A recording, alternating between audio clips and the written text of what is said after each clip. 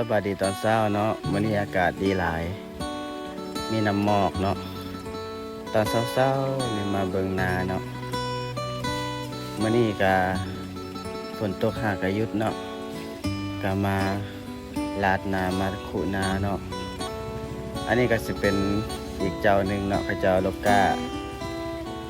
อย่างน้อยหนึงเนาะอันนี้ก็กำลังขุแล้วก็ลาด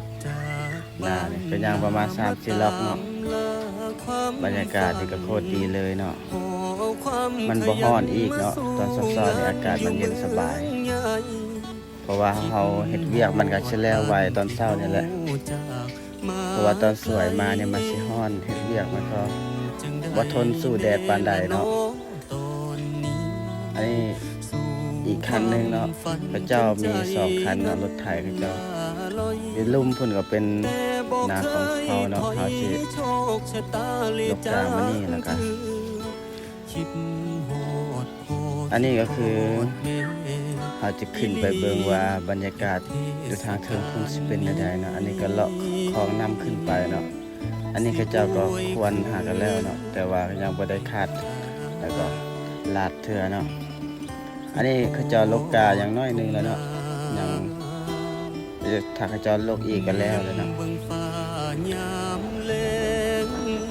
แคมป์ท้องนาเนาะบรรยากาศนี้เขาใช้ชีวิตแบบชาวนาวิถีชีวิตแบบบ้านนอกเขาเนาะหาเช้ากินค่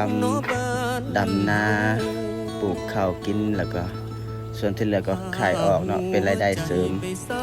สำหรับบางครอบครัวก็ได้เป็น300 200ไปเป่าเนาะก็จะไว้สั่งเป่า100 เป่าประมาณนี้เนาะเขาจะก็ขายออกเพื่อเป็นรายได้ให้กับครอบครัวเนาะเพราะว่า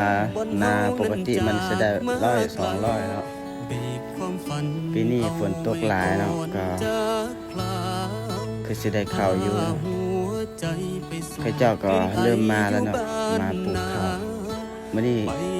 เห็นเขาเจ้ายางมา3-4 คนแต่เฮาเรียบของนำขึ้นไปเพราะว่าเฮาจะนำเอาน้ำเข้านาเนาะเฮาจะลาดมื้อนี้ปลูกให้มันแล้วอันนี้เขาเจ้าหว่านกาสำเร็จแล้วเนาะทางเทิงเฮาสิขึ้นไปเบิ่งว่าเขาเจ้าปลูกทางนี้แล้วก็เราเริ่มปลูกทางนั้นเนาะเบิ่งวิธีการปลูกแล้วก็วิถีชีวิตของชาวนาของเฮาเนาะอันนี้ก็เป็นนำที่พระเจ้าปล่อยให้เฮาเอาเนาะสาวลิ้นก็ยกมือ2 นิ้วสู้ขึ้นมาเนาะนี่วิธีการปลูกเนาะที่ชีวิตชาวนาเนาะสำหรับผู้ใดที่บ่เคยเห็นเนาะว่าปลูกข้าวเนี่ยมันยากบ่มันก็บ่ได้ยากเนาะอากาศเช้าๆเนาะก็บ่มีคนมาหลายเนาะหาก็มาเนาะ2-3 คนก็เริ่มปลูกไปเนาะปลูกท่ากันไปเดี๋ยวพระเจ้ามาก็จะได้ปลูกไปนำกันเนาะปลูกข้าวมันก็บ่ได้ยากเนาะก็เอาต้นกล้าเนาะเสียบลงในดินเนาะที่พระเจ้าลาดขุไว้แล้วเนาะอันนี้แหละเนาะชีวิตชาวนาเนาะบ่เคยลำบาก